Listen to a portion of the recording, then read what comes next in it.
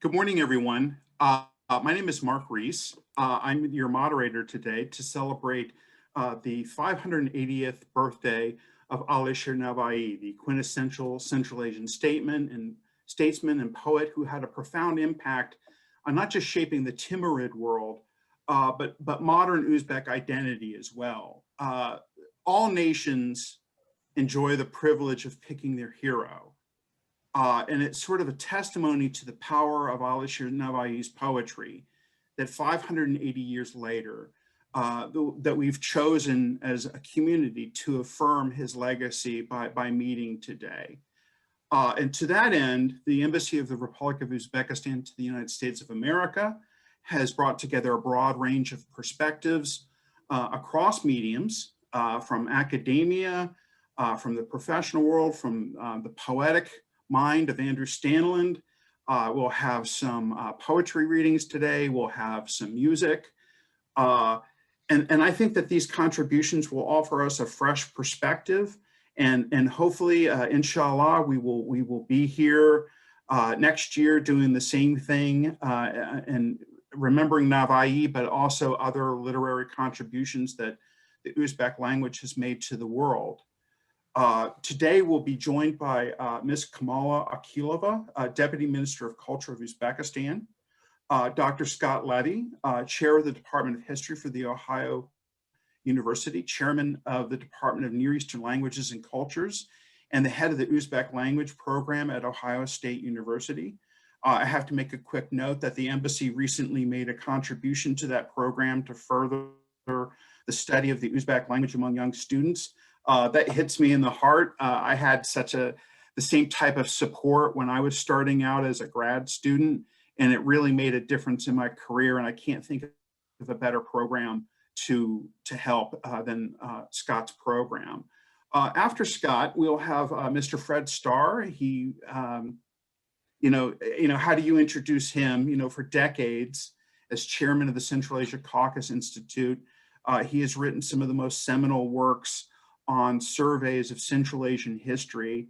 And just as with Dr. Levy, Dr. Starr really carried the water on Central Asian civilization when maybe Uzbekistan wasn't getting as much attention as it deserved. Then after Fred Starr, we'll have a poetic interlude. Mr. Burhanov has brought together some poets from Tashkent who will do some recitations of Navai's work. And then after that, we'll have Miss Joan Weeks from the Library of Congress. She's the head of the Near Eastern section and area specialist specializing in the Turkic world. And then last but not least, we'll have Mr. Andrew Stanland, a poet, English Romantic poet, whose poems are classical in style and whose source of inspiration is contemporary and spiritual practice. Andrew and I have been able to work together for a little while now. And it's really inspirational to me that somebody gets to travel to Uzbekistan and it inspires this volume of poetry. And so we're going to hear from him today as well. Throughout the event, as I mentioned earlier, we'll have some poetry readings from our colleagues in Tashkent. And then we will close with a musical performance featuring musician Abu Qasim Abdul Ismailov, a renowned musician of Uzbekistan. I wanted to say his name out loud so that we can acknowledge his contribution over the decades to classical Maqam Uzbek music, all of which is inspired by Alisher Navoi.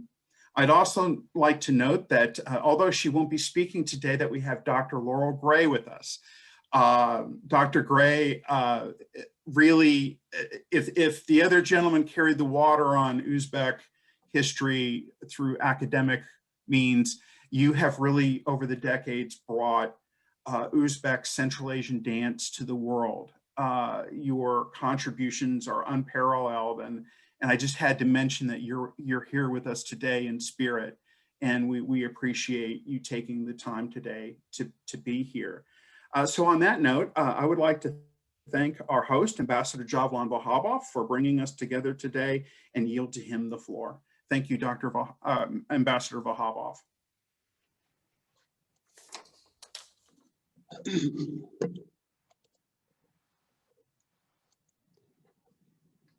So, Mr. Rees, thank you for your kind introduction. So, dear distinguished guests, ladies and gentlemen, so it's my great honor and sincere pleasure to welcome you all at today's 580th anniversary celebration of Alisher Navoi, so the founder of Uzbek literature, multifaceted scholar, and noble statesman. So over the last 3 decades, we have been mobilizing significant resources to rediscover the great legacy of Navoi, a person, as was written by Mughal Emperor Babur, who had no match. No one has written so much or so well in Turkic as he had. I still remember October 21st, 1989, when the courage and aspiration of Uzbek people made impossible possible. So the law on Uzbek as a state language was adopted. So unimaginable achievement for a country being a part of the USSR. Honoring the legacy of the greatest poet of Uzbek literature, so we have named the biggest region under him, established statues of Alisher Navoi in Tashkent, Samarkand, Navoi cities in Uzbekistan. Moreover, so Tokyo, Shanghai, Moscow, Baku, Dushanbe, and Osh proudly host the Navoi's monuments. His manuscripts are kept in the world's most important libraries in the US, Russia, Turkey, Iran, England, France, Germany, Belgium, Japan, Kazakhstan. Another interesting fact, presumably a few people have heard, that in 2009, the crater on the planet Mercury was named after Alisher Navoi. So the government of Uzbekistan has prioritized and to enlighten youth and general public with the works of Alisher Navoi. So last week on February 5th, so the Navoi International Foundation was created to study and promote the life and heritage of the poet, both in our country and abroad. And my government carefully takes care of the Navoi's tomb in Herat, Afghanistan, that is expected to be restored hopefully this year. So let me stop here and give the floor to our esteemed speakers who devotedly dedicated their lives to the Navoi's invaluable treasure we are still cherishing so much. Hope you will have a short but very exciting journey into Navoi's world. Thank you for your attention. Mark, the floor is yours. Thank you, Dr. Ambassador Vahabov. I've got that on my mind. On that note, we have Deputy Minister of Culture, Kamala Akilova, who wishes to offer her well wishes to you all on Navoi's birthday. Hello, dear friends, colleagues. I'm very pleased to see you at the event dedicated to the 580th anniversary of Nizamuddin Mir Alisher Navoi, the great poet and statesman, enlightened figure of world spirituality. It is well known that the most talented people, no matter what field of science there are in, enlightenment, science, or culture, remain the pride of the people and the country where they live. Many writers such as Shakespeare, Goethe, Balzac, Tolstoy, Dostoevsky, who enrich the treasure of world literature with their immortal works, are highly valued and respected not only by the countries to which they belong, but also by enlighteners all over the world. In the same way, Alisher Navoi is the great pride for the Turkic peoples and is one of the unique poets of world literature.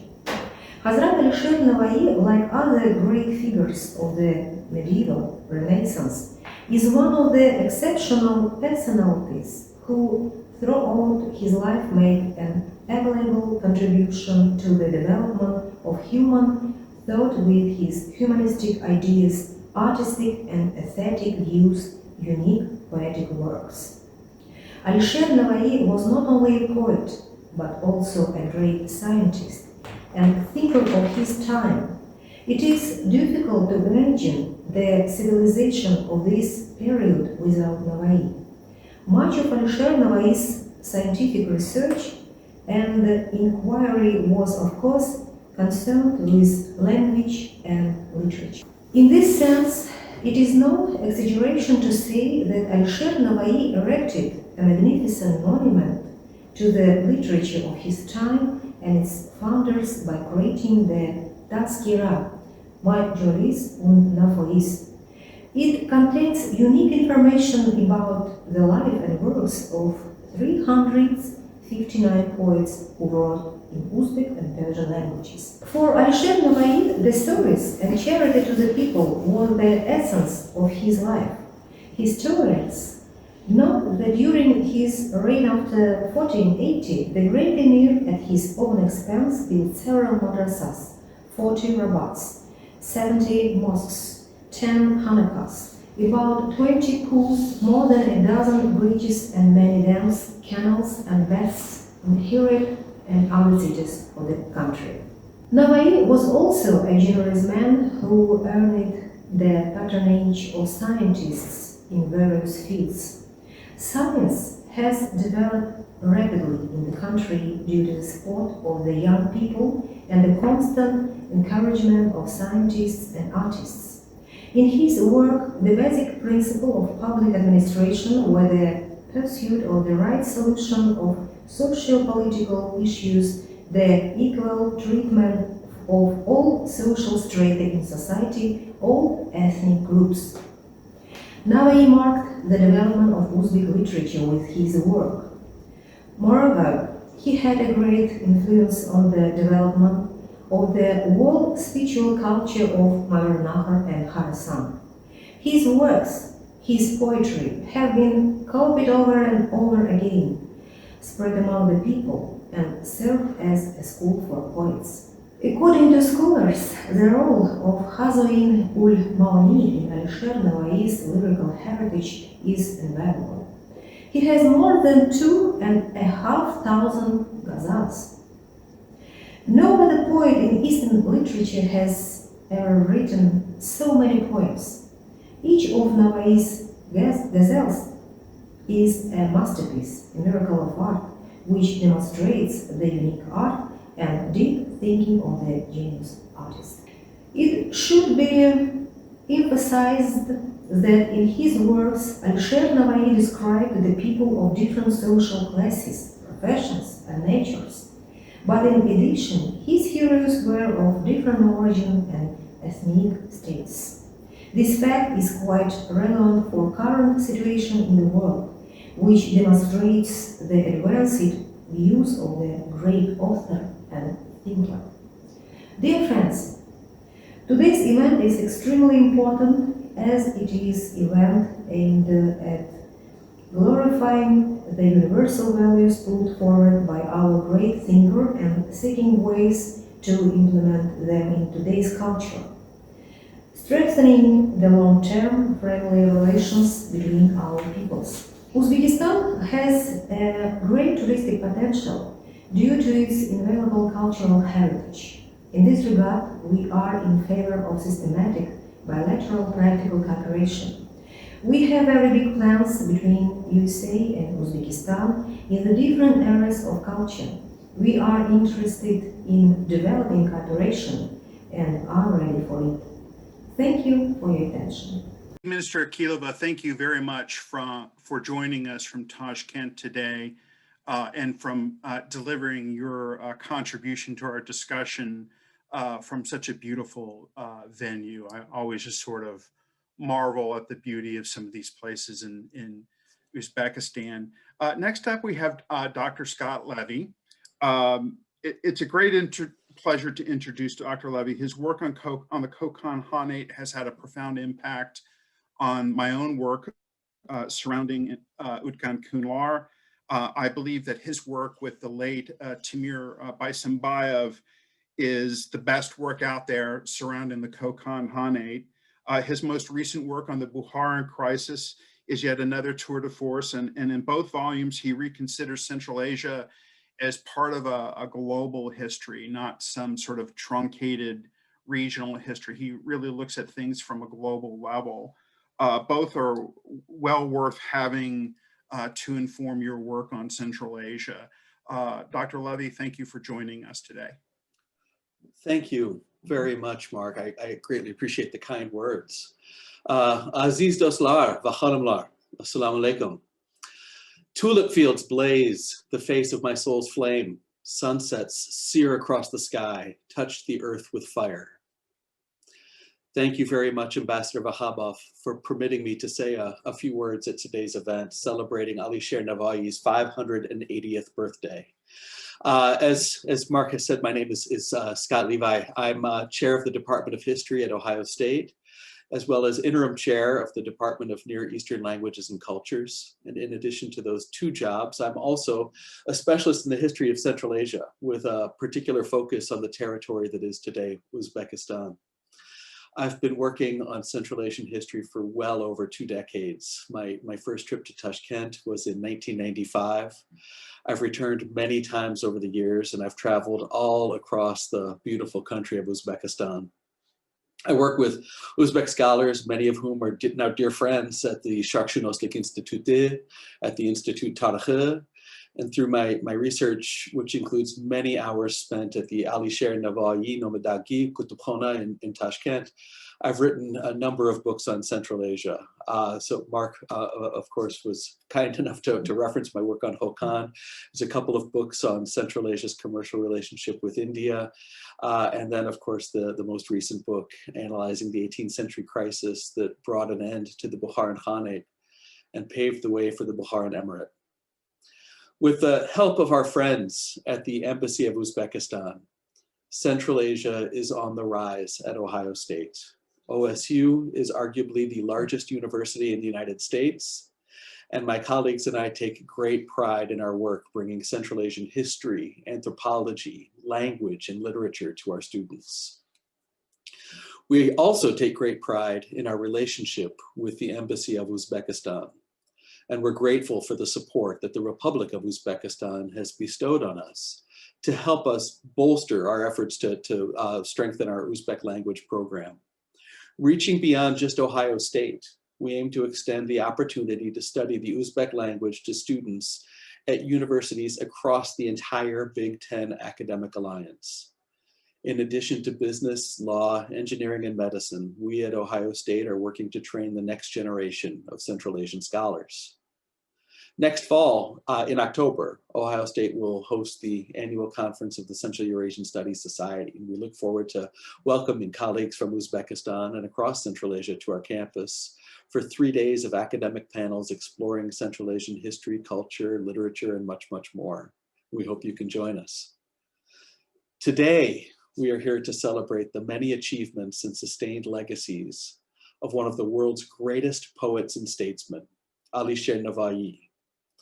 I have to resist the urge to launch into a history lecture now on the incredible environment of the Timurid Renaissance, which is how historians commonly refer to the political and cultural efflorescence that defined Central Asia's 15th century.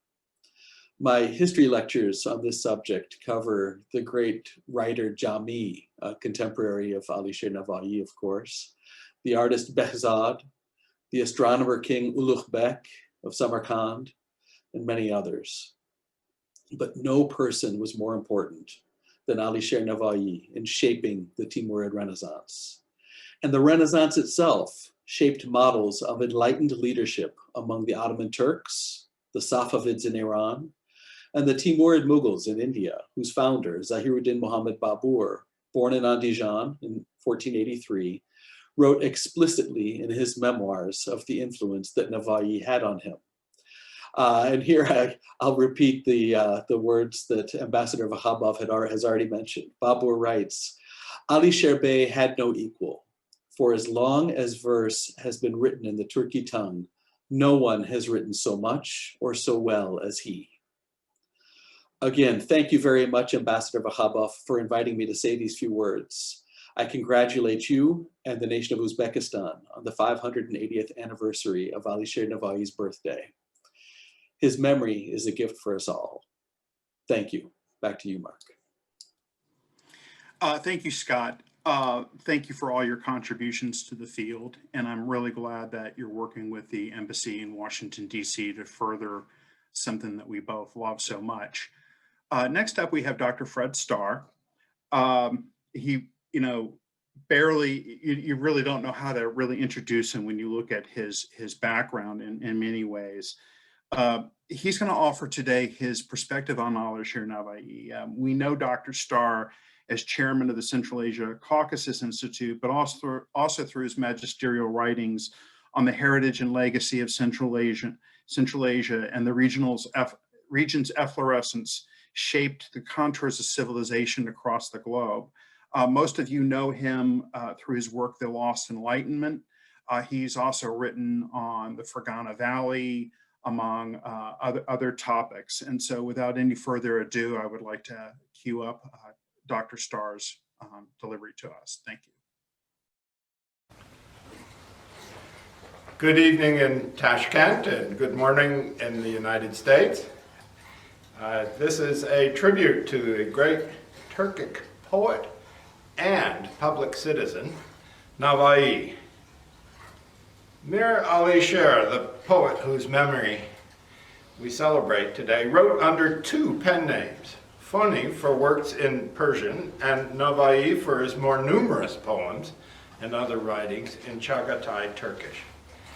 Few today have heard of Foni, but the pen name Navai, or the melody maker, isn't that nice, lives on in the names of cities, universities, museums, markets, and even a subway station in Tashkent. Navai is especially revered in his native Afghanistan. He lived most of his life in Herat, and equally in Uzbekistan, of course, and in Xinjiang. Why? Because the Uzbek and Uyghur languages are the most direct heirs of Chagatai. In fact, all Turkic peoples, however, are gratefully acknowledge their indebtedness to Navai. In the words of the great Anglo-American scholar Bernard Lewis, Navai was the Chaucer of the Turkic peoples. It was above all Navai who put Turkic languages on the world map and opened doors between them and the peoples who speak them. The polemical book in which he defended the priority of Chagatai Turkish as superior to Persian as a literary language, it's a curious work. In it, he points out that the Turkic tongue has 9 words for ducks, but Persian only 1. Well, I'm not sure what that proves. And that words in Chagatai can have 3 or more meanings. Neither claim really holds up. Moreover, he claims that Chagatai has a term for the beauty mark on a woman's face, but Persian doesn't have such a term. Curiously, he himself employed many Persian and Arabic terms while defending Chagatai. This book, entitled A Judgment of Two Languages, was his last work and clearly not his best. Rather, it was in his Chagatai poetry that he so magnificently demonstrated the richness of Turkic speech, its endless shadings, and its great flexibility. Now, let me confess that I do not know Chagatai and read Navai's work as they are translated into several modern languages, among which, by the way, the English and Russian versions strike me as the best. So I will leave to others the task of explaining Navai's poetics and focus instead, first on his remarkable life as a whole and the amazing array of interests he pursued, and second, on a few of the themes of his poetry. Mir Alisher, who was born in 1441, came from the wealthy upper elite of Timurid society at the time when the seat of government was shifting from Samarkand to Herat. One of his close boyhood friends in Herat was the future Timurid ruler, Hussein Bakaro, who, as Sultan, would later launch the cultural renaissance that blossomed in Herat in the 15th and 16th centuries. Hussein fully appreciated his friend Alisher and his many talents and made him one of his chief advisors. When problems developed in the province of Gorgan, for example, in what is now northeastern Iran, just on the coast of the Caspian near the Turkmen border, the Sultan sent Alisher as his ambassador to sort things out. Hussein Bakaro also appointed Alisher as keeper of the state seal, which required him to certify all actions of state. He had the state seal. And then Hussein named him vizier, or chief minister. Beyond all this, Alisher received the title the closest person to the Sultan, which enabled him at all times to act in the Sultan's behalf and in his name. Far more than being a prime minister or vizier, Mir Alisher approached the role of unofficial co-regent. Alisher thus wielded immense administrative authority in many fields and commanded huge resources to carry out his ruler's initiatives. Navai's biographers pass over this aspect of his life, but he himself did not, nor should he have.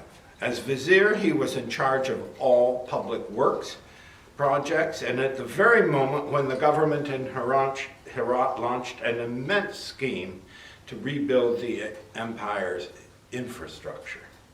Vizier Mir Alisher's task was to plan and implement that landmark program. Without a trace of false modesty, Alisher cataloged his accomplishments in just this one area. He recorded that he built 17 mosques, 10 centers for Sufi pilgrims to congregate, 40 caravanserais, 9 bridges, 9 bathhouses, and 20 pools or reservoirs. All of these were in Herat and its immediate vicinity.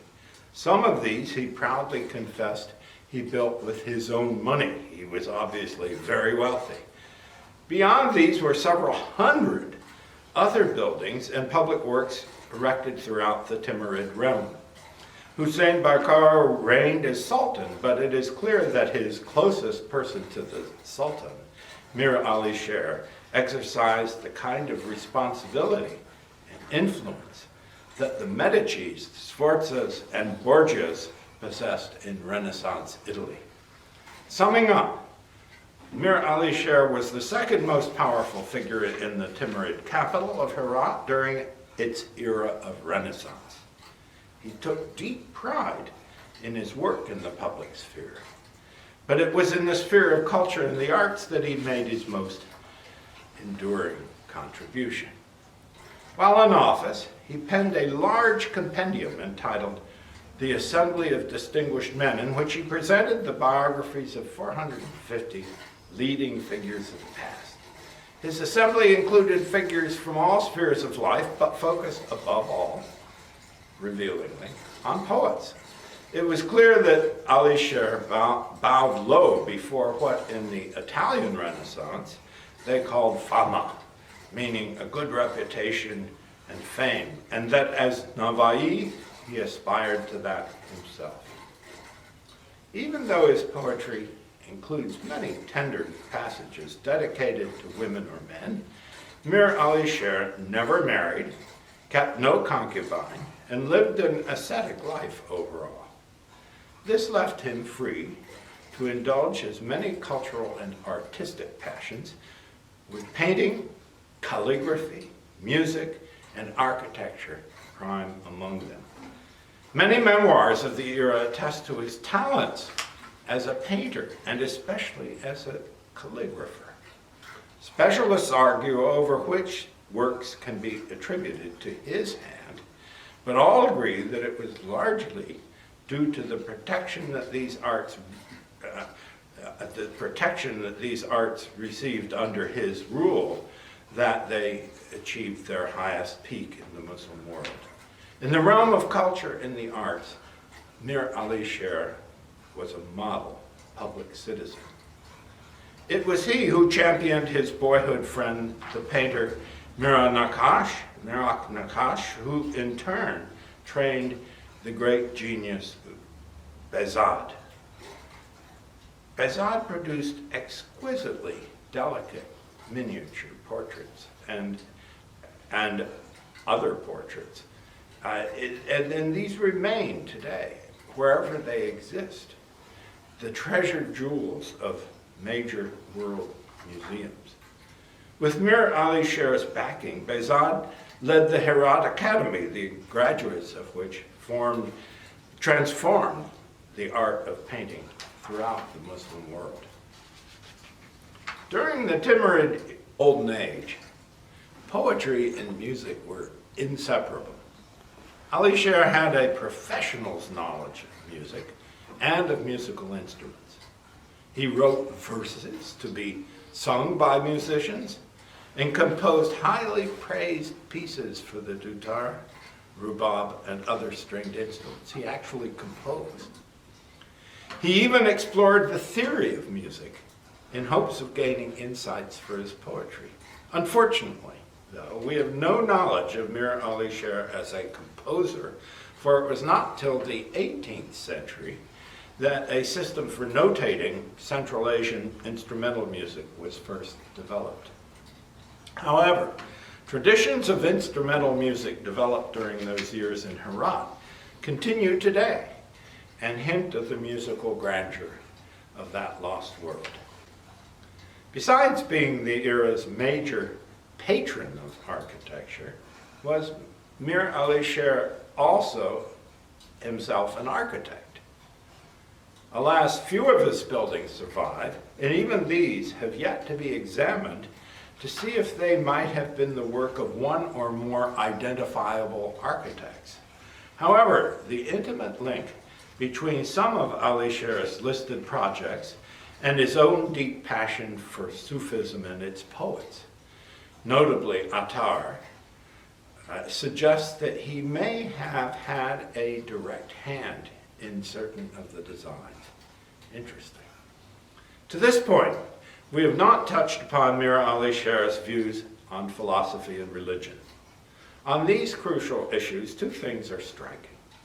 First, he took little or no interest in science, or in the great tradition of inquiry in mathematics, astronomy, geodesy, medicine, and history that had been the crowning glory of Central Asian thought during its golden age between the 9th and 12th centuries. Nor, for that matter, did anyone else in the late Timurid period significantly advance these studies. That tradition struggled on to the time of Sultan scientist Ulugh Bey, but largely died when Ulugh Bey himself was murdered by his son in 1441, the year of Mir Alisher's birth. This tragic event cast a long shadow over scientific inquiry throughout the Muslim East and fell on Mir Alisher as well. Second, Mir Alisher was a devoted adherent of Sufism, the mystical form of Islam that rejects worldly learning in favor of an inward communion with God. In practical affairs, he followed the rational path of Abu Mansur Maturidi of Samarkand, who had opposed the more narrowly orthodox teachings of the Asharites and reinforced the moderate tradition of Hanafi Islam that prevailed throughout Central Asia.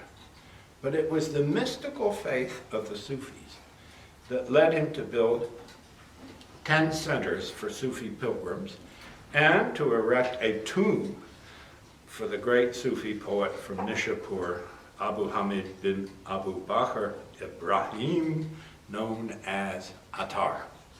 or the apothecary. Over the course of a long life, which ended only when he was killed by invading Mongols, Attar had composed lyrical poems and several longer works in which he extolled the inward focus of the soul that alone can lead to communion with God. The poet Rumi was a direct philosophical and literary heir of Attar, as was Mir Alisher, Navoi. This laying on of hands is most evident in the fact that Navoi followed directly in Attar's footsteps when he based his narrative on the language of the birds, on Attar's extended The Conference of the Birds. Attar's Sufi masterpiece describes a flock of birds representing human souls in search of the mythical fowl Simurgh, or God. After passing through 7 valleys and facing 7 challenges, they finally discover that they had been in union with God from the outset, but had been prevented from grasping this due to their own failings. Navoi casts the same symbolic narrative in poetic prose, while laying particular stress on the positive influence of a wise bird who accompanies members of the flock on their inward journey. It is this wise bird who helps the others free themselves from the dogmas and slothful habits of mind that prevent their reunion with God. Along the way, Navoi put in the seeker's mouth engaging tales of the fears that must be overcome and the challenges that must be met before they can embrace the divine within themselves. His message is sober, but in the end, optimistic. A 15th century self-help book for the disoriented or the lost. The language of birds was a call for moderation and humility, the mature work of a poet on the eve of his 60th birthday. Mir Alisher accompanied his tribute to Sufism and Attar by building his 10 centers for Sufi pilgrims and by erecting a mausoleum over Attar's grave in Nishapur. Restored by Muhammad Reza Pahlavi, the last Shah of Iran, this handsomely tiled building still stands. Was its design the work of Navoi himself? Mir Alisher's career as Navoi, the melody maker, began early. Even while he was in his 20s, his friends began compiling and copying out his works, by which time he had already composed many of the 60,000 couplets that survive today and are available in some 20 published volumes. Turning to Navoi's other poetic treasures, one is struck by the great breadth and diversity of their subject matter. His quintet, or Hamsa, alone consists of 5 fully developed sagas, among which are lengthy versified presentations of the classic folk tales Farhad and Shireen and Layli and Majnun. In the former, Farhad and Shireen, Farhad himself, a humble mural painter, falls in love with a rich lady who owns a mansion he has been hired to decorate. To prevent their union, the lady's sister, who happened also to be the ruler, sends Farhad a false report that Shireen has died. This stunned Farhad, and he accidentally killed himself. Shireen, rushing to his side, finds him already dead and kills herself. In the latter, Layli and Majnun, a modest young man falls so hopelessly in love with the high-born Layli that locals brand him the insane one, the crazy one, Majnun. When Layli's father marries her off to another man, Majnun wanders aimlessly in the desert until years later he comes across Layli's tomb, upon which he engraves his own dying words of love. Byron, Lord Byron, who read one of the many versions of this tale, rightly called Layli and Majnun the Romeo and Juliet of the East. In the 12th century, the great poet Nizami from Ganja, in what is now Azerbaijan, wrote classic versions of both of these tales. But his renowned retelling was in Persian. As he had done with Attar's The Conference of the Birds, Navoi not only recast both in his native Turkic language, Chagatai, but enriched them with his own reflections, which differed substantially from those of his models. In doing so, he not only heralded the literary potential of the emerging Turkic group of languages, but showed how Chagatai could be used to express the most subtle thoughts conceived in what was the cultural center of the Muslim world at the time. Scores of other works flowed from Navai's pen, too many to recount here. Let us turn instead to his legacy, on which there are many books written in many languages. Any such appreciation must start with the young Babur, the future ruler of India, who found himself briefly in Herat 5 years after Navai's death. In addition to discovering there the pleasures of wine, which I don't think Babur had tried before, Babur developed there a keen appreciation of the poet's worth. He boldly criticized certain of Navai's works, but concluded that overall, and I quote Babur, Alisher Bey had no match. For as long as verse has been written in the Turki language, no one has written so much or so well as he. Building on Navai's opus, Babur chose to compose his own autobiography, the gripping and famous Baburname, in Turkic Chagatai. Because his works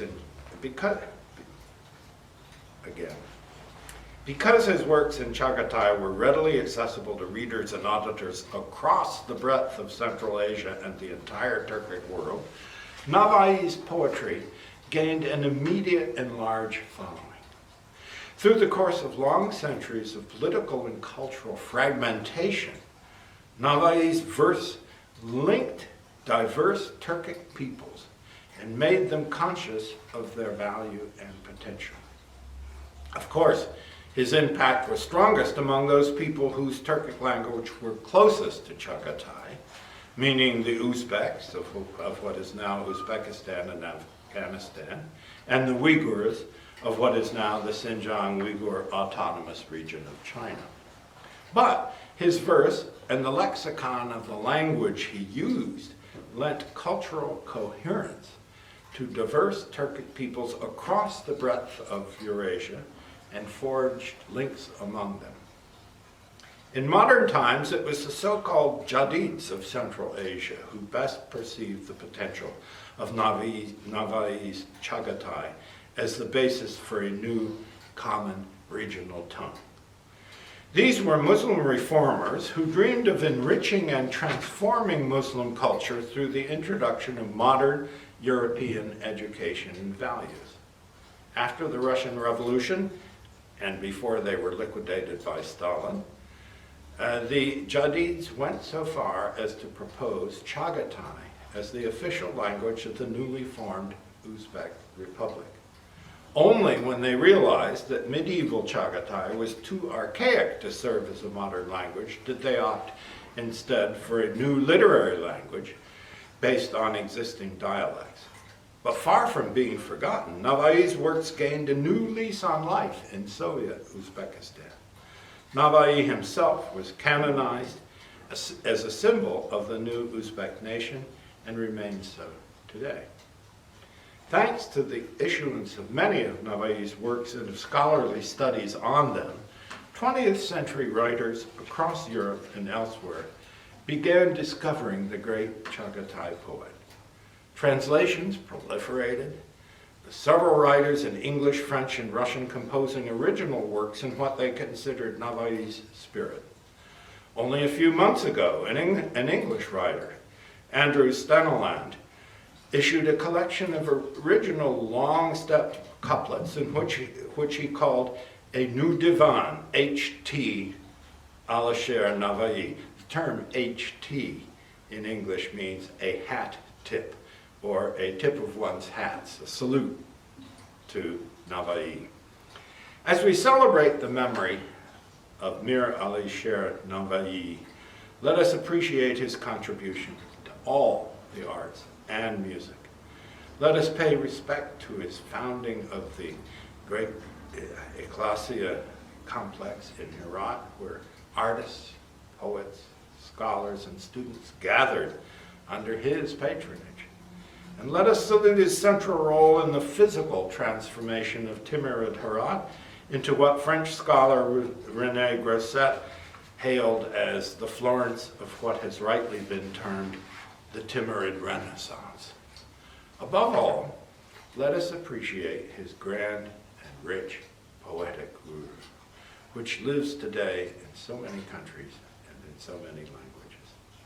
For all Mir Alisher's wealth and worldly success, there was a darker streak that pervaded his life.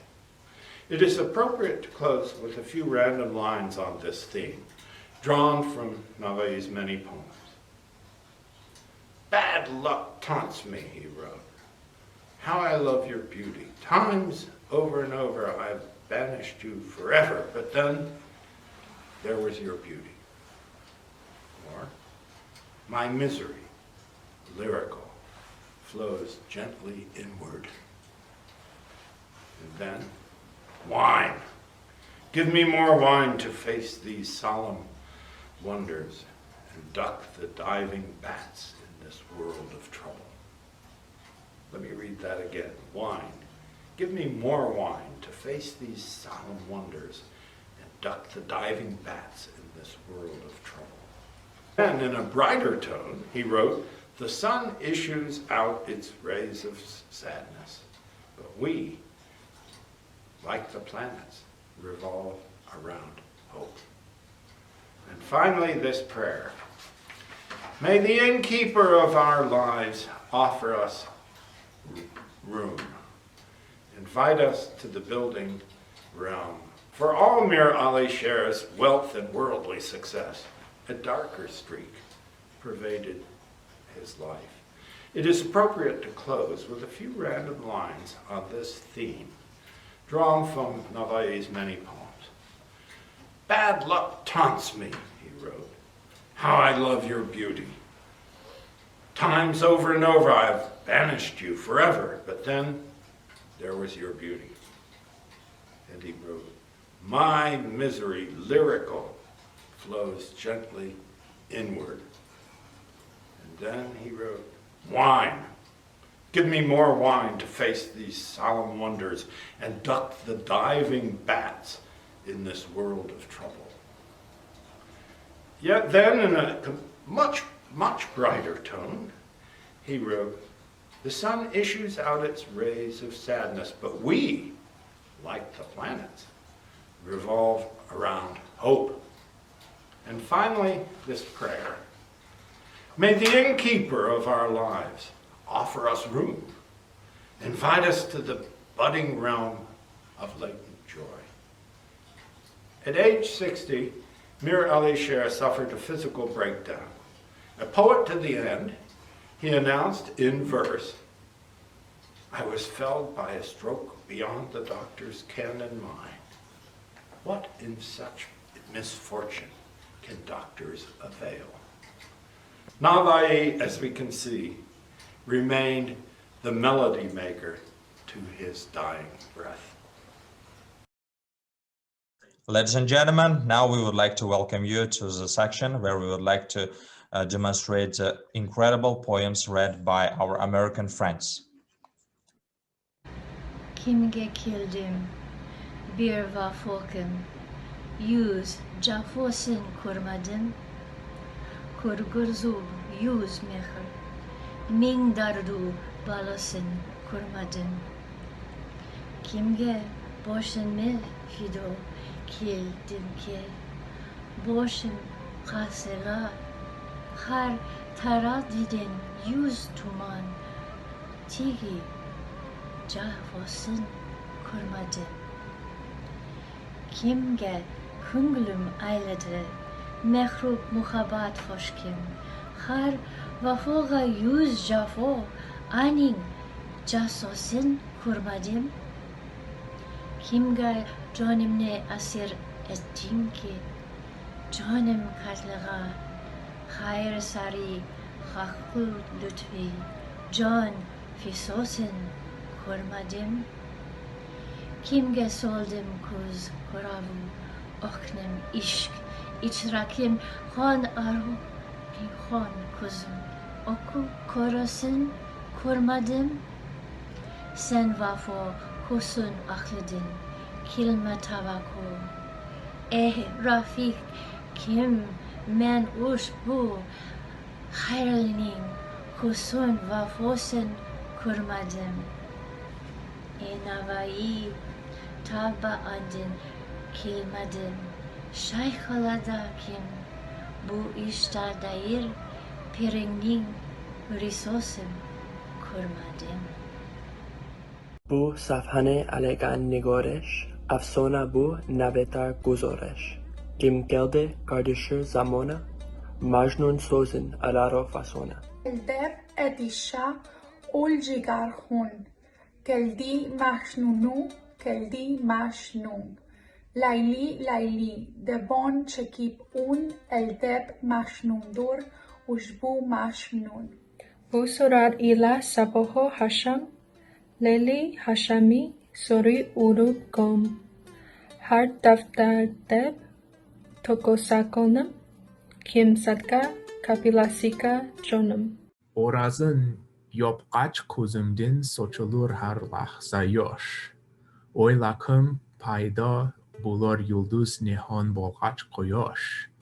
Kut bir bodamu yerim goşan mehrab ede. Goyat edin nete nagah bir balalık kızı koş. Bu dam o dam ahim ifşa aylarul oy işqine. Supning bot dama andah ki aylar mehir foş. Bosa kılmaş muravat asrukatık dur labin.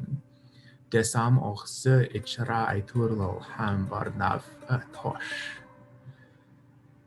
Nova king konglumga kırgaç can talaşmak bu eken.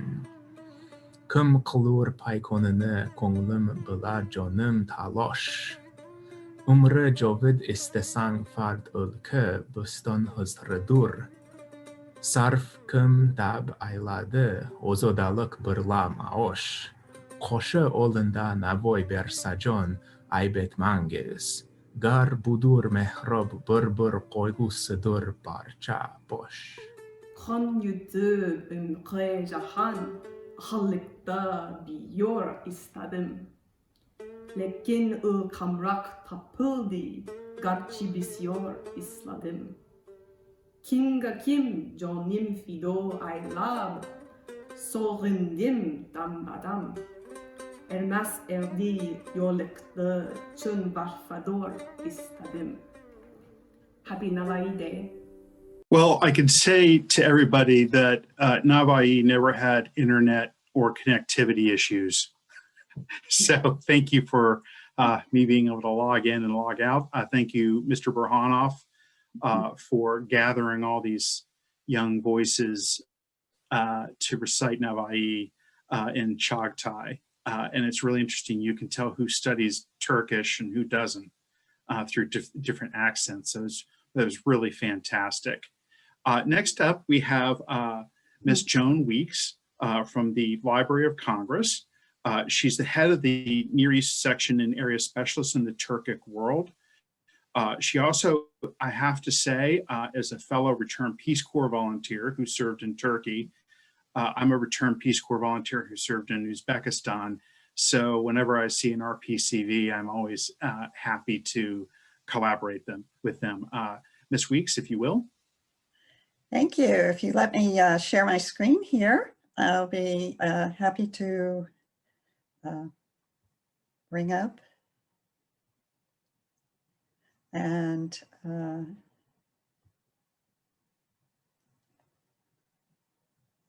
hopefully this will go into the full screen mode here quickly.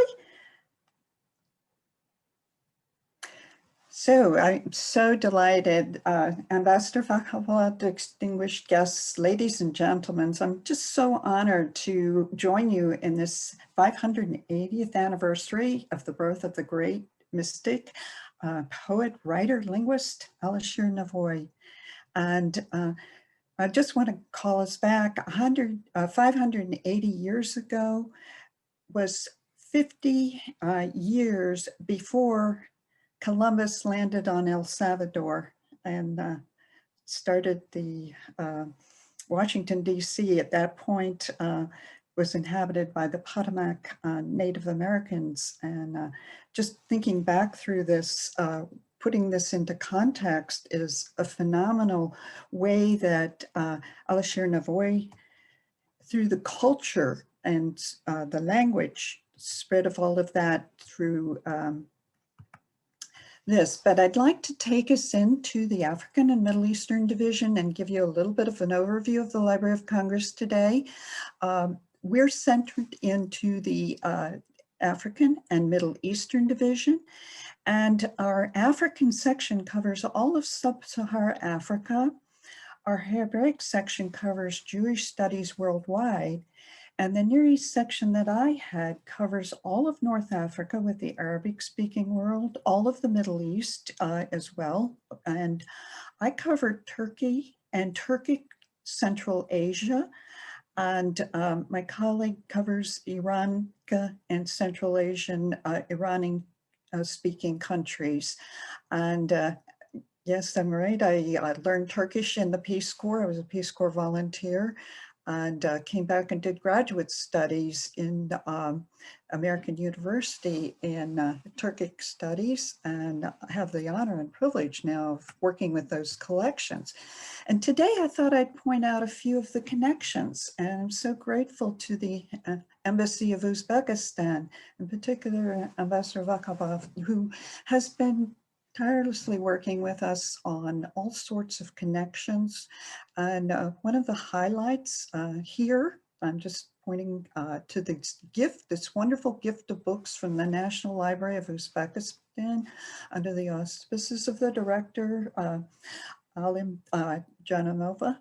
And just in my back, you see the 5-volume set that is presented on Alisher Navoi. And Ambassador is showing me a list of all the books that they had brought for that particular presentation on July 3rd. It included Amir Tamir.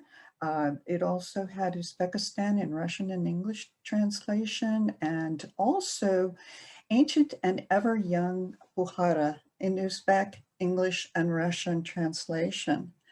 And it just enhances our collections and broadens our perspective for our researchers with these gifts.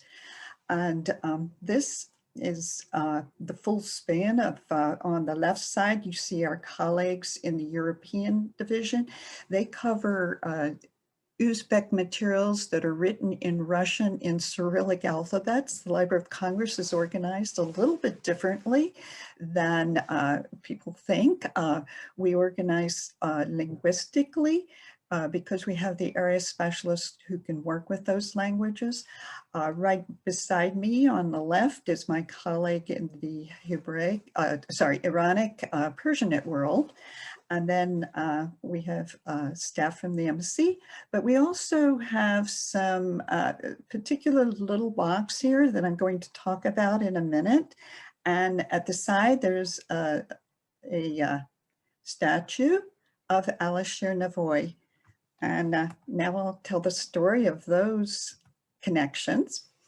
We also had been absolutely thrilled to welcome Ferdiz Akalayev, who's head of the Cultural Legacy of Uzbekistan, and his collections of the World Project. He's presenting the Quran Kata Langur manuscript facsimile to the Library of Congress.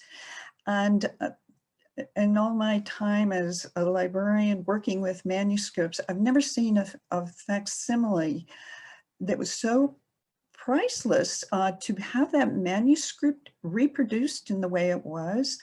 all the edges of the manuscript where the pages had little flakes were delicately cut out. So you actually feel like you're handling that manuscript.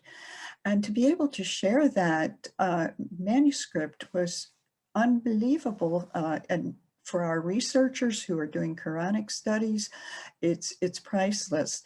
And the story behind it, the young man standing right at his side is his grandson.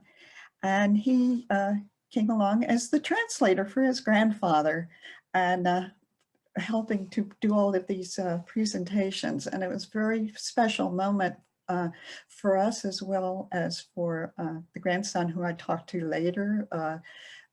What an opportunity for this young man to be on the stage with his grandfather. Now here's the story about this little box that you saw at the side.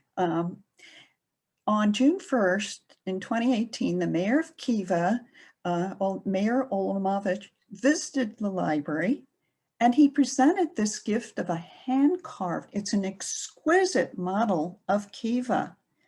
I can't imagine the hours that went into the detail of every single little part of this. It's all carved in one piece. And it pulls out of that box. And to put that in perspective, just a single little tiny piece is amazing. But to bring this to the Library of Congress, and as the stars aligned, I wasn't at the Library of Congress that day. Actually, I was in Kiva, walking into the wood shop where that was produced. I had taken a couple of weeks of leave because I felt like I needed, as the Central Asian and Turkic specialist, to get to know on a firsthand basis the countries that I was covering, and in particular Uzbekistan. So I became a tourist. I took a tour group, wonderful tour group with very excellent interpretive programs, and how the stars aligned with that, to be able to actually go through these woodworking shops. And as I traced it back, I realized it was actually the same day. And what I wanted to point out was my photograph of that same little part of that model city that the mayor had brought to the library, that I was walking actually literally through those same streets. It just really is incredible experience for me. I really felt, and then the linguistic tie, I speak fluent Turkish because of my Peace Corps and graduate studies, but to be able to go through in Uzbekistan, I'm sure it's due to Alisher Navoi, that I could understand many, many things as I was touring through. Another special feature at the Library of Congress is a Porkudin Gursky collection of these very, very rare color plates of very unique and special places in Uzbekistan, where he covered these. Fortunately, the Library of Congress has these plates in our prints and photographs division. And we've completely digitized them. And when Faraday's was here with his grandson, he was asking us if he could go into the prints and photographs. He thought he'd need to bring a crew to photograph these, to reproduce them, because he wanted to use these images in part of this series. And we went in the briefing room and I was able to show him how all he needed to do was download these. Anyone could download them.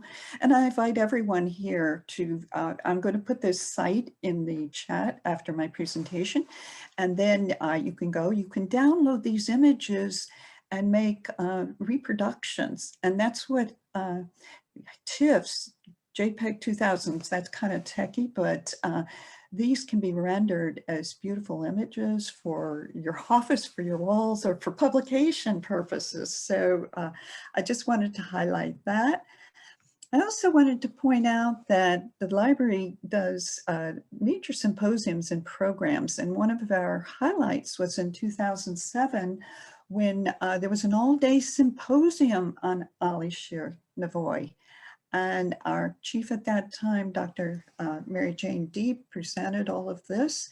And you still can listen to this in-depth symposium on all these scholars that presented on that day. And I'll also put this link into the chat. If this doesn't load quickly, I'll bail on it, but just maybe a 30-second clip so that you can get a little bit of perspective on that. From the Library of Congress in Washington, D.C.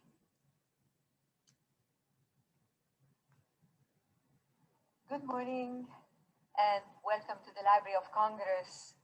I'm Mary Jane Deeb, Chief of the African and Middle Eastern Division here at the library, and I'm really delighted to see you all today. It is a pleasure indeed to pay tribute this morning to the great poet, writer, thinker, Alisher Navoi, whose works are here at the library in our division's collections, as are the books that have been written about the poet in numerous languages and in at least 3 different scripts, the Arabic, the Cyrillic, the Roman. I hope that you've had the chance to view those books, and if not, please take a peek later at the break. It's not often that we have the chance. So I'll stop with that. I'm going to bring my screen back down to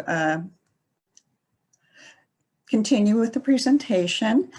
So I'd just like to thank everyone, particularly the Embassy of Uzbekistan, the wonderful collaborations, the gifts. I wish we could invite everyone into the Library of Congress today. We're under a double layer of a security barrier as well as a COVID barrier at this point. But hopefully by the early summer, let's look and think ahead. And I'm going to put those 2 links in the chat so you can join us virtually until we can get together with our colleagues again and welcome you into the Library of Congress. But thank you everyone for allowing me to present, and welcome to Alisher Navoi's 550th anniversary. Ms. Weeks, thank you so much. It sort of reminds me, I'm sure that everybody on this panel is a great lover of libraries, but just the sheer amount of depth Uzbekistan brings through the applied arts, the performing arts, but also I think immediately comes to mind Al-Biruni Library in Tashkent. In the early 2000s, I had a chance to work with them and go to their library, and just casually showing me these hadith from the 7th and 8th centuries was just really awe-inspiring. And of course, you've got the Uthman Quran in Uzbekistan, which is sort of a gift to the world. So your partnership with Uzbekistan is just absolutely critical. And I'm glad that an RPCV is in charge of all that. Thank you. Thank you.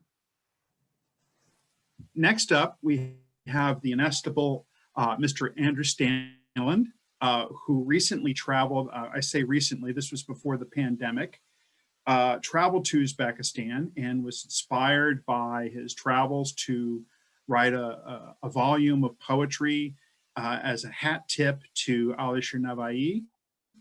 Andrew comes from a broad background as a romantic poet. He's also written about the Caucasus, specifically Georgia and Armenia.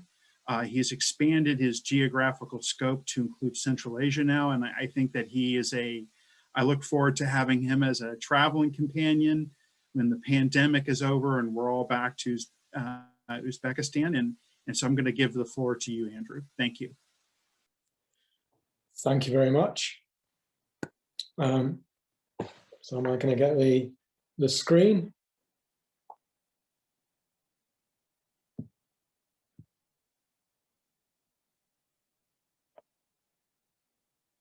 I mean, we would all rather just look at Mark, of course, but Feel free to share the screen. Thank you. well, this is me first of all. So here's the book, A New Diwan, Hatip Alisher Navoi, which is available on Amazon. No one has to do that. So it's a sequence of 84 short poems, and I will share the screen and show you the first poem so that you can see the structure.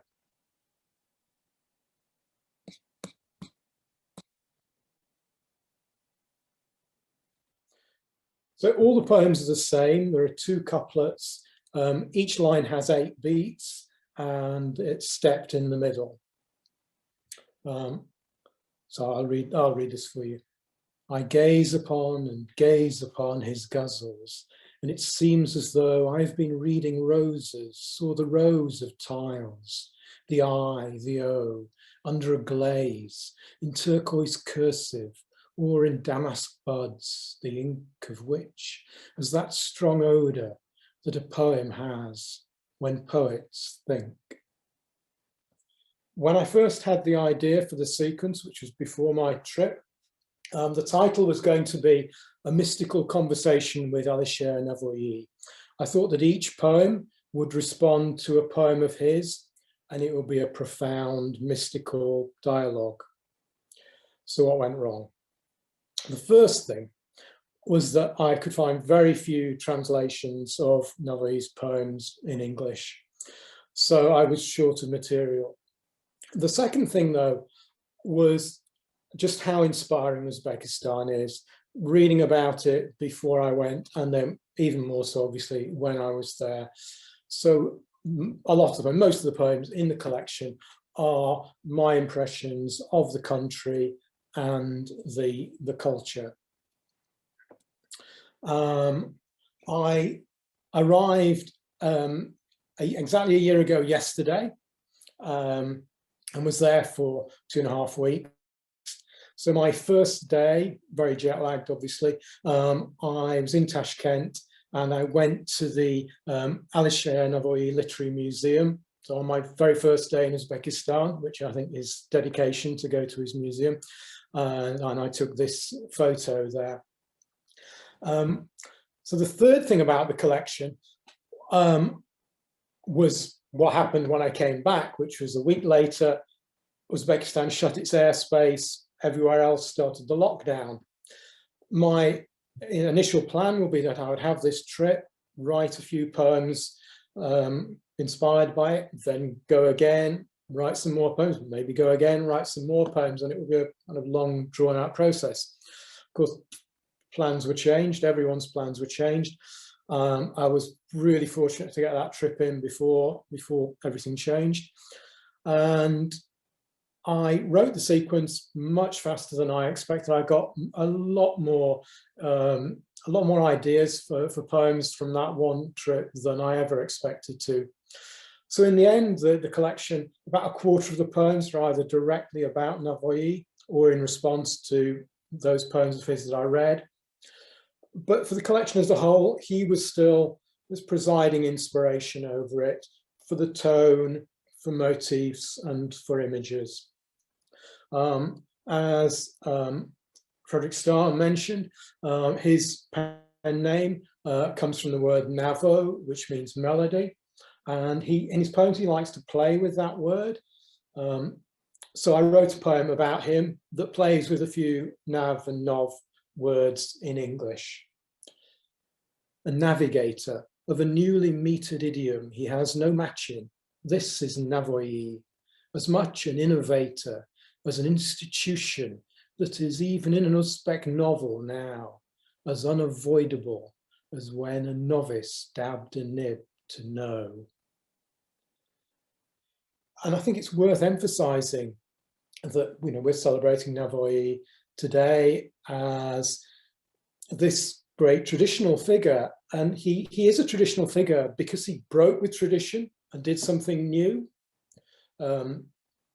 He was supposed to write poems in Persian, and he wrote in Turkey, in Chagatai instead.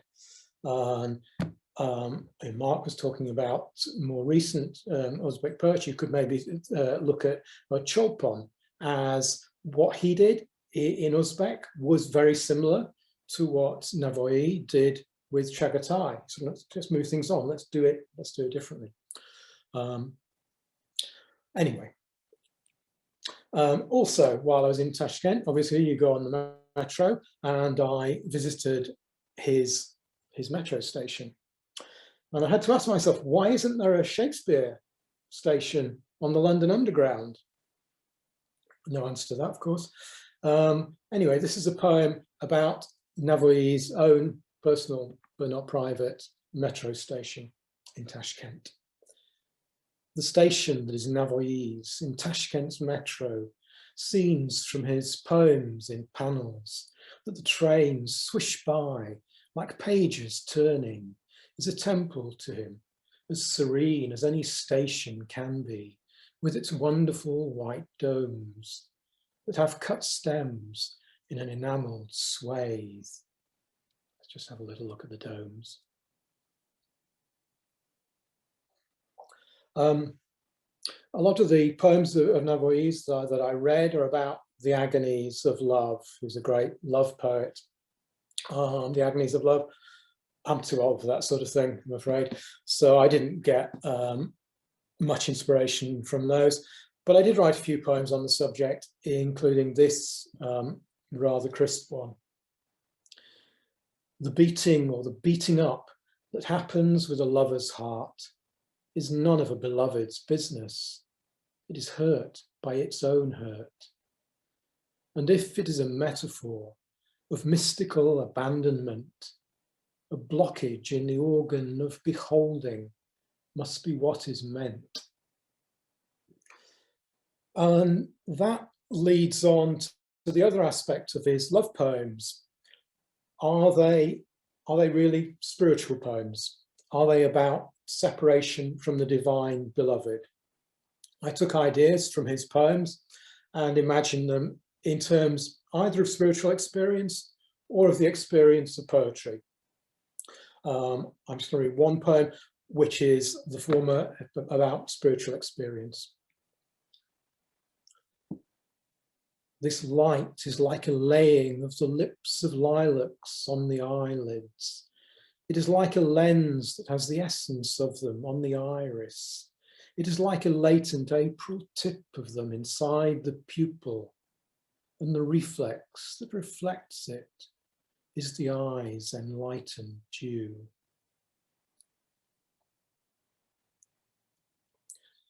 On my last day in Uzbekistan, back in Tashkent, I went to the Museum of Applied Arts, which is an absolutely stunning museum.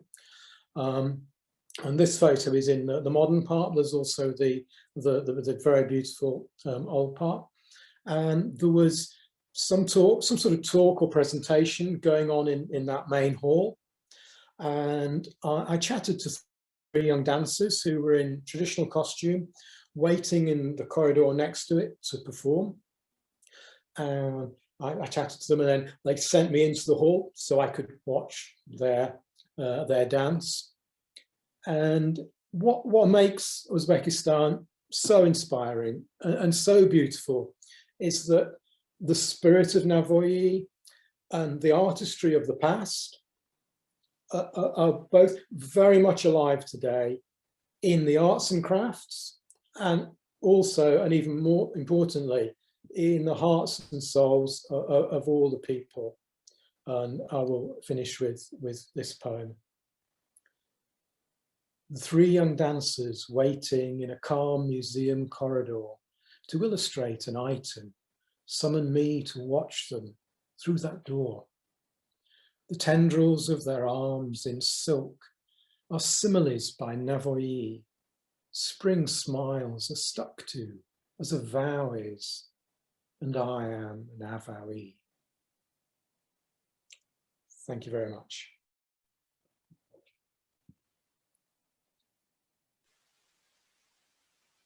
Andrew, that really fantastic. I remember when I ordered your poetry on Amazon, and received it, I didn't really quite honestly know what to expect. And I was just completely blown away. And I've been a fan ever since. And I think for me, as long as poets are inspired by Navoi and continue to produce and create in such an organic, independent manner, on your own steam, under your own aegis, I think that we have no worries that Navoi will continue to be remembered.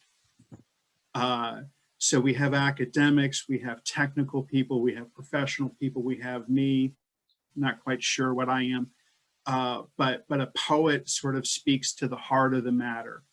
And you've certainly done that with your work. And so thank you for presenting that today, especially the piece on Navoi Metro, an area, as everyone knows, Tashkent is just bloody hot in the summer. And back in the day in the 90s, one of the only ways that you could really get cool was to go down into the metro, which was about 20 to 30 degrees cooler. And they've really created this special public place in Uzbekistan. That's surprising for a lot of visitors, but just really fantastic. I wanted to offer some closing remarks today, and then we'll go on to a musical performance that Mr. Burhanov at the embassy has commissioned in Tashkent. We're gonna see some maqam music performed for us. Today we had a chance to see different perspectives on a poet and statesman, Mir Alisher Navoi. As Dr. Starr has done for decades, he gave us a broad survey of the contributions of Navoi has provided the world through his efforts as a poet and a statesman. Dr. Starr captured Navoi through the ecumenical Turco-Persian, Arabo, and I'll add Indo world, that sort of ecumenical world that sort of compromised that area between Istanbul, the Deccan Plateau, Western China, up to Mongolia, to Moscow. And so it's a Deputy Minister of Culture for the Republic of Uzbekistan, Ms. Akilova, not only builds upon Dr. Starr's remarks, but also provides an appreciation for the critical task her ministry holds of not only preserving the heritage of Alisher Navoi, but disseminating it around the world. And I'm glad that she mentioned tourism. My brother actually just went to Uzbekistan for the first time in 26-year career of mine in Uzbekistan. I finally got a family member to go. He's completely sold, and he has so many questions about Central Asian heritage. I kind of can't really get rid of them. But Ms. Akilova, Minister Akilova, is really tasked with bringing the people of the world and to put it into context. Dr. Levi of Ohio State University not only contributed immensely to the understanding of 19th and 20th century Turkestan, he also kind of carries the torch of keeping Navoi's spirit alive as well by hosting Uzbek language lessons at Ohio State University. Everyone knows I was a translator, both privately and with the government in Afghanistan. And I tell you, having language specialists is an incredibly mission critical task of every nation. If you think it's expensive to fund culture and language programs, look how expensive it is to not have them. To not have language and culture programs means a lack of understanding between peoples, and that is disastrous. And so I really applaud the embassy for working with Dr. Levi on keeping that alive. And I think that that's languished over the past few years, and they've really revitalized that. And I owe my career to that sort of help as well. Ms. Weeks keeps Navoi's work alive through cultural artifacts held at the Library of Congress and through continual stewardship of Turkic languages and literatures at one of our nation's most important repositories of knowledge. Last but not least, we had a real live poet with us today. I'm not going to talk up Mr. Stanlin anymore. I've already given him a big head about his poetry. That's the worst thing you can do with a poet. But I will say that nothing in my mind means more to a poet than to be immortalized through the work of another poet. And so it's not only to just be immortalized, it's for that poet paying alms to his inspiration. And to do it as well as Andrew has done, you've really shown this boldly pick Navoi, someone that is so important to the Uzbek people, and to write a volume of poetry about him is not only bold, but you've done it very well technically and from the heart. And so that sort of respects really shows the salience that Navoi holds for people today across disciplines. It also captures the attraction that I've always held for Central Asia as a whole, but Uzbekistan in particular, whether it's an auto mechanic in Tehran, a businessman in Istanbul, a tour guide in Ulan-Ude, a student in India, a soldier in the Panjshir Valley in Afghanistan, or an Uzbek in Kokand, where I served as a Peace Corps volunteer. It is a point of pride for people to know their poets and writers. To recite at least a couple of lines of the poet that means the most to them, or at least one number in school anyway. And to recite poetry from one's ancestors means that you're engaged in the act of remembering. You're engaged in the act of recreating and showing the world what is important to you. We saw that act unfold during the recent inauguration of President Joe Biden and Vice President Kamala Harris, when Amanda Gorman recited her poem, The Hill We Climb. She made Americans remember their inspired best selves.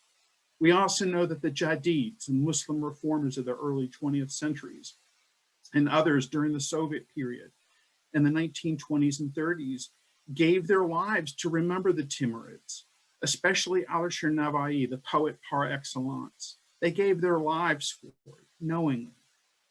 Navoi became poignant to me during my time in Afghanistan when I had a chance to take a glance at Navoi's tomb in Herat. When you're in a war zone, it's not the smartest thing in the world to try to visit a poet's grave, you know? But the translators that I was with were from Herat. I brought out Navoi, and we made a quick drive by, and I managed to get out.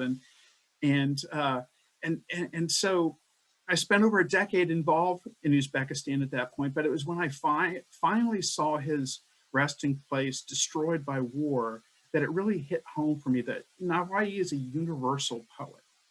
The city of Herat was in the process of rebuilding the tomb complex, yet Heratis continued to lay flowers at Navoi's tomb. People went to great length to rebuild the tomb and pay homage to his final resting place. That ecumenical world of Navoi is still at play today, folks. A people of an entirely different language group, mainly Dari speakers in Herat, respect and honor a man who attempted to bring beauty into the world. And Navoi is part of the soil of Herat. Yet I would argue that no other country in the world holds Alisher Navoi closer to the heart than Uzbekistan. I have often said that Uzbekistan suffers from a crisis of context. I believe that by being the origin story of so many intellectual currents that have shaped the world, others often lay claim to Uzbekistan's heritage.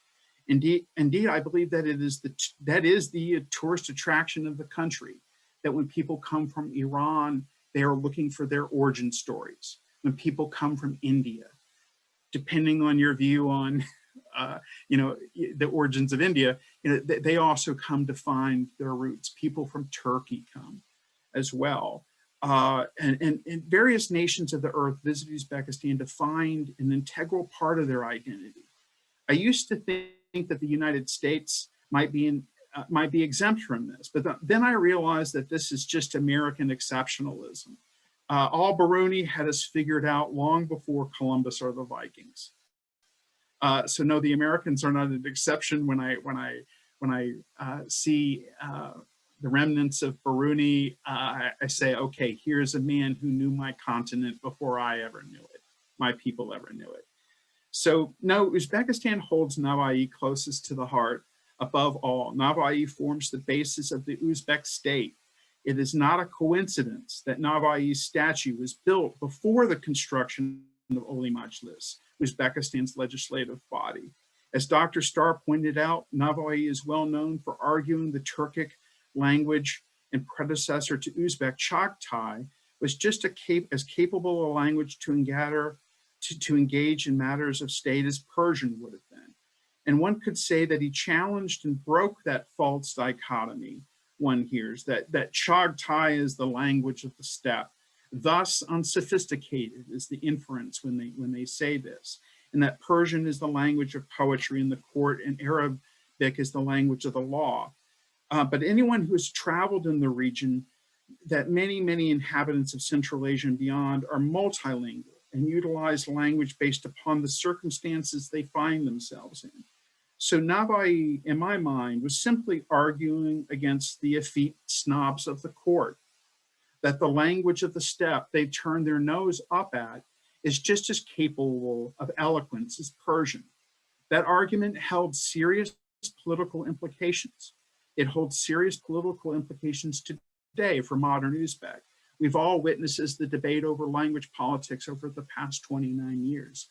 My personal argument is that if you were a Russian like my wife, if you're a Korean, a Kazakh, Kyrgyz, no matter you're a Jew, a Muslim, a Christian, if you were born on Uzbek soil, you're from Uzbekistan. All are welcome because you're part of the same soil as Navoi. But the ability to call one's language their own, the ability to take ownership of the heritage that grew on one's own soil, the ability to orientate your own national heritage based upon what resides in your heart and not what others have dictated to you. That's the gift of Navoi. That's the dream that others died for in the 1930s during Stalin's Great Terror, so that one day a modern nation state could call the Timurids their heroes. You are all extensions of that dream. I see it all the time with Navoi University. They are collaborating with institutions in Turkey to further research in Navoi's work. They are working with the British Library to make Navoi's work more readily available in digital formats, as well as the Library of Congress, as we saw today. They have a number of students engaging in graduate level work on Navoi and translating his works into English and other languages.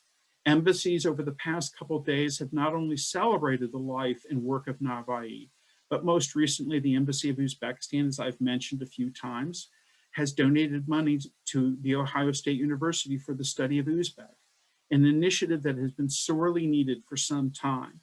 I have seen more activity over the past 3 years regarding the spreading of Uzbek language, literature, and culture than any time since the founding of the country. I'm coming, and I know Dr. Gray comes from perhaps a longer perspective. We have about the same amount of time spent around Uzbekistan, but just this sort of efflorescence that's occurring now I haven't seen it this much in the past, as in the past 3 years. So finally, just to conclude, and you've all been really patient, that this work towards cultural diplomacy has profound effects on Uzbekistan's standing in the world.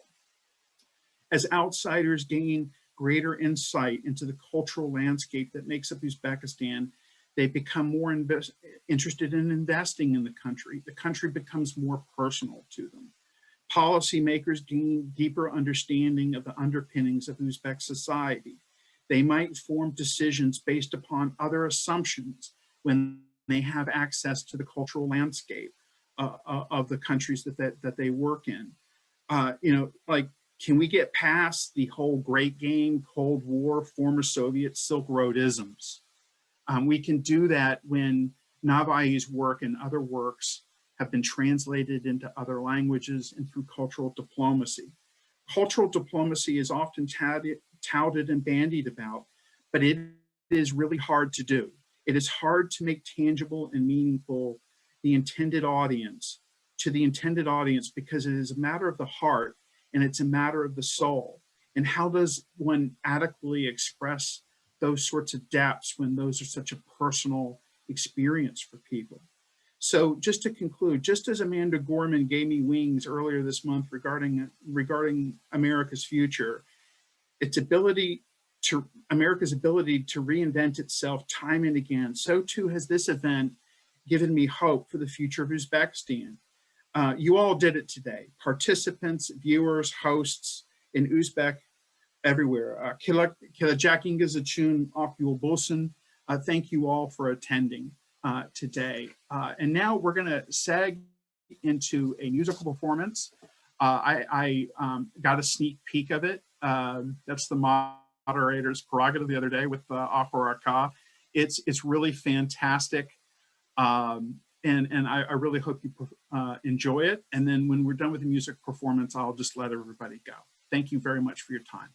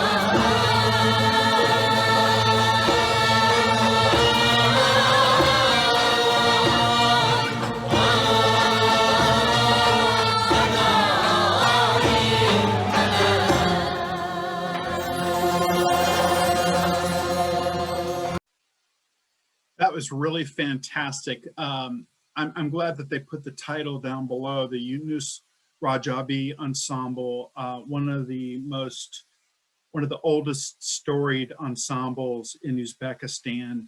The gentleman at the center, sort of conducting, for one of a better technical knowledge of Makam, Abdul Qasim Abdul Ismailov, and they certainly are carrying on with the tradition. I want to finish today just with a quick thank you to Ambassador Javlan Vahabov and staff. Thank you, Mr. Burhanov, for collaborating and inviting me to moderate the event today. And as we go about the rest of our day, wherever we're at in the world, let's just take a moment to think about Navoi and how he's brought us all together today.